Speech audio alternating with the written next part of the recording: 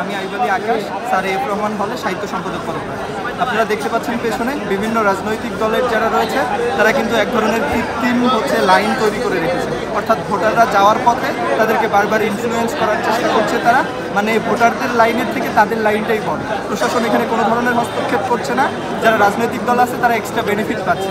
Level playing ফিল্ডের কথা যেটা বলা হয়েছিল, এখানে কোনো ধরনের লেভেল প্লেয়িং ফিল্ড আমরা দেখতে পাচ্ছি না। প্রশাসনকে বলার পর তারা বলছে যে আমরা আসলে কী করতে পারি। তো আপনারা যদি কিছু নাই করতে পারেন তাহলে দায়িত্ব ছেড়ে দেন, তো প্রশাসনকে পুলিশ প্রশাসন যারা রয়েছে তাদেরকে দিয়ে বিষয়টা হ্যান্ডেল করেন, কিন্তু তারা এই ধরনের কোনো কাজ করছে না। এখানে কৃত্রিম সংকট তৈরি করে রাখা হয়েছে।